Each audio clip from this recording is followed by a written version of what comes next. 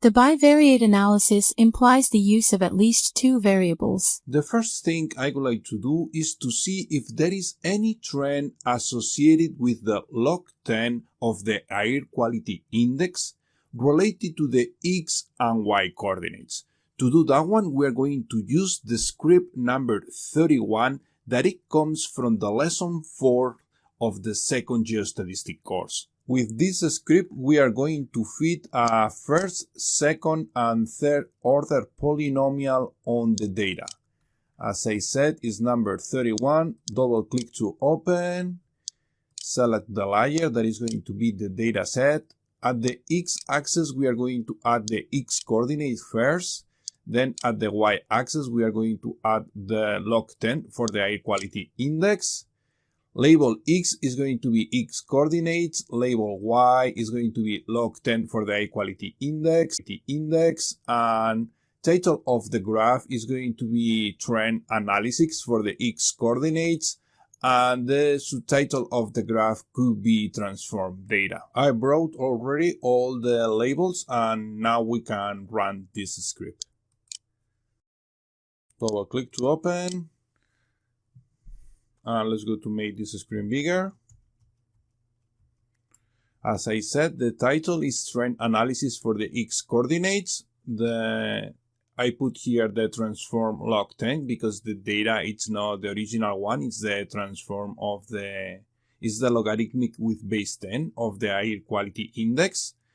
And here we have the UTM X coordinates, and for the red color we have the first order polynomial.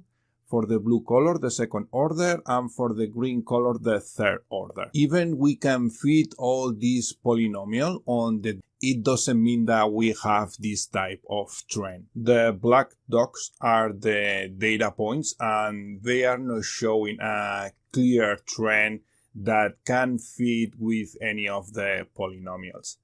Remember that in the lesson 1 of the second geostatistics course, we was talking about the direction when we are analyzing two different variables.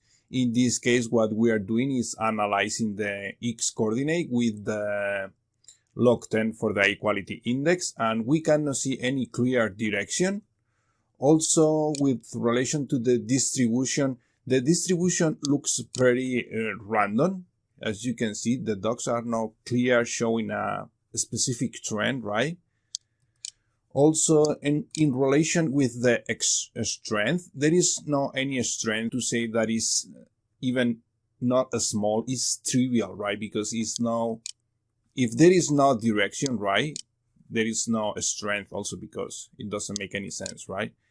And for the last one, and related with the form, again, we have not evident or no form, right? Because we don't have any type of these patterns in our data. As you can see over here, there is nothing clear. Now we are going to do the same, but for the Y coordinate. Then the only thing we have to do is change over here the Y coordinate. And here, let's go to add the Y. And we can run that script again. Double click to open. Let's go to make this screen bigger. And in this graph, it happens the same. We didn't change the name of the title. Let me see. Over here, okay. Let's go to change and run again. Double click to open. Let's go to make this one bigger. And now we have here the log 10 for the equality index, and here we have the Y coordinates. And again, there is no a clear trend, right? The data points, they look distributed very randomly. And we have to assume that there is no trend associated with the X and Y coordinates with respect to the air quality index, okay, for the transformed data, for the log 10. It is very important to verify if we have any trend on the data, because if we have a trend, we cannot use the ordinary Kriging. We have to use a different type of Kriging that we are going to do different lessons related with data that has trend. and analysis, right? Also, in this lesson, later, we are going to verify that there is no trend also with the structural analysis, with the semivariogram cloud, and also with the experimental semivariogram. Remember that with this type of analysis, the only thing we can say is that our data is covering at least the intrinsic hypothesis. This is the weakest form of stationarity, but we can say that our data is stationary and then we can apply ordinary Kriging. Now let's go to see a different script that we created at the second geostatistics course in lesson 5. Is a script that is going to help us to make a 3D interpretation of the data. Maybe with that kind of graph, we can have also a better idea. We can have also a better idea about if there is any trend on the data. It is the number, we can close this one. It is the number 39. This one over here, 3D scatter plot, double click to open. Data set. For the X, we want the X coordinate. For the Y, we want the Y coordinate. Z is going to be the log 10 for the air quality index. Here we have the horizontal angle and also the vertical angle. We can play with these two angles to have different point of views for the 3D interpretation. Also here the title of the graph could be 3D scatter plot. X is going to be the X coordinate, Y is going to be the Y coordinate, and Z is going to be the log 10 for the air quality index. And also the legend, I'm going to add log 10 for the air quality index. Now I'm going to add the labels, but I'm going to pass the video faster. Now I can run this script. At the beginning, I added these two angles, for the horizontal one 20 degrees and for the vertical one 20 degrees. Then double click to open and we can make this screen bigger. Here we have the X coordinates and here we have the Y coordinates. And here is log 10 for the air quality index and here the same. Okay, as you can see here we have a 3D interpretation of the data. Then we can move the angle here to have a different view of the data. For example, I can add here 90 degrees and then run the script again. But here, let me put this on well. 10, run. And here, now we are going to have a different point of view. Okay.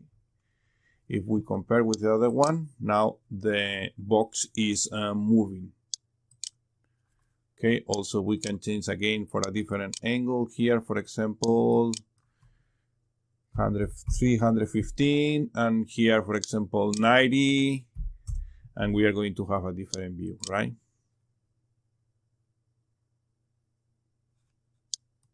Double click to open, make this one bigger, and that's the view.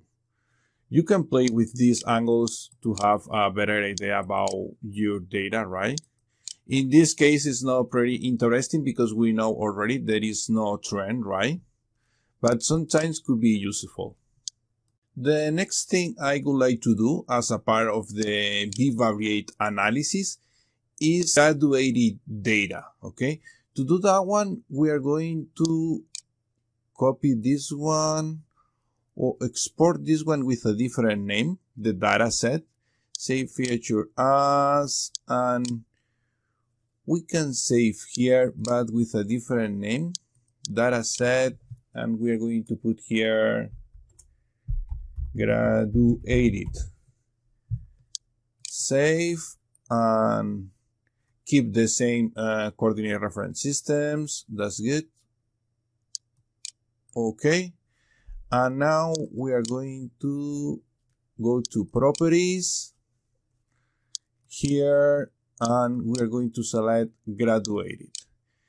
Now we are going to select the parameter. In this case, it's going to be just the air quality index. We don't going to use the log 10 because what we are going to do at the end is overlap this data with the Kriging interpolation to see if the data match with the map of the Kriging interpolation, okay? Then here we are going to add equal interval. We are going to add four classes, and we are going to change the range, okay? Then the first one is going to be from 0 to 50. Okay. You know, we are going to do the same as this image over here related with the air quality index. We are going to add the same range for these values, okay? Then the next one is going to be from 51 to 100. Okay, the next one is going to be from 101 to 150. Let me check if that's correct or not. 150 and 151 to 200. Then this one is going to be from 151 to 200. Okay, and we are going to change also the colors, right? For the first one, what we want is a green color. That is going to be something like this, okay? Let me go out here. Okay, and okay. For the next one, it's going to be a yellow. Then let's go to select yellow color, for example, this one. Okay. For the next one, I'm putting the same colors as this one, okay? It's going to be a orange, the next one. Then we have to select an orange color. This one maybe, okay. And for the last one, it's a red color, that's good. Then we can apply here and okay. And there is something wrong here for the green ones. Okay, double click to open. And the problem here is that we make a mistake here because that one has to be black and that one has to be the green one. Okay, that's good. Apply and okay. And now we have the data graduated according to the concentration of the air quality index, right? Now we can pass to the next step, that is going to be the structural analysis.